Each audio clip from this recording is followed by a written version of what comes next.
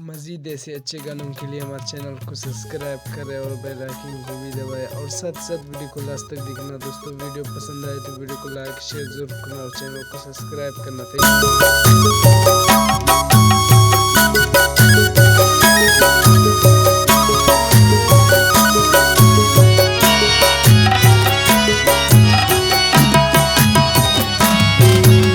मेरा बाना मेरा बानी तात तेना इल्पनी तसालिमा समानना हितातिया खफ्तो पनी।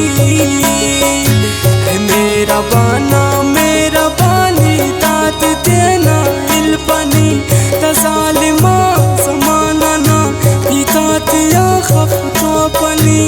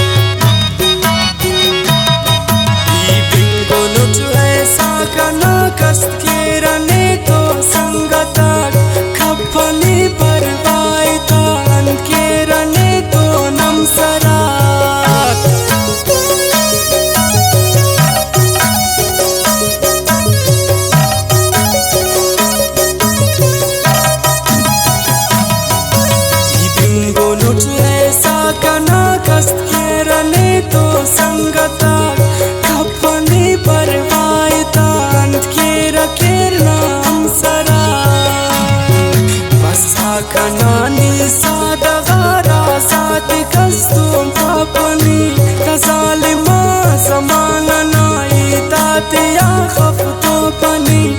मेरा बानी तात तेना इल्पनी तजालिमा ज़माना ना हितातिया खफ्तो पनी।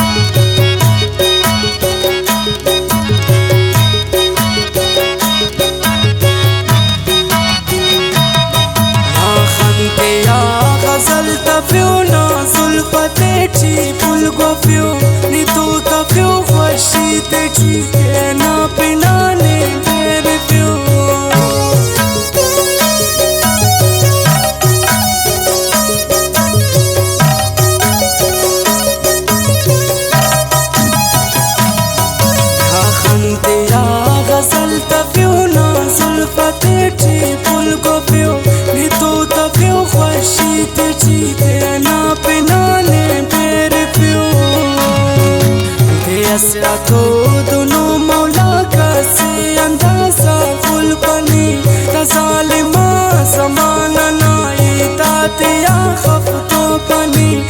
मेरा बानी तात तेना इल्पनी तज़ालिमा ज़माना ना इतातिया खफ्तो बनी।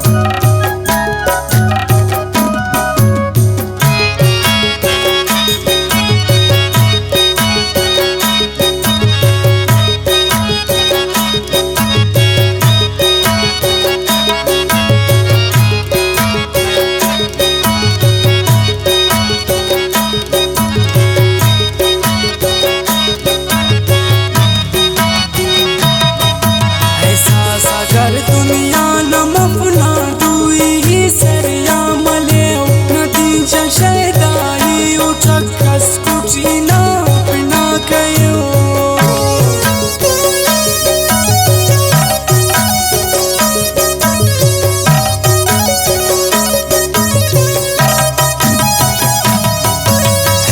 सागर दुनिया न मफना दुई सरना मले नदी जशेदाई उठक कसकुची ना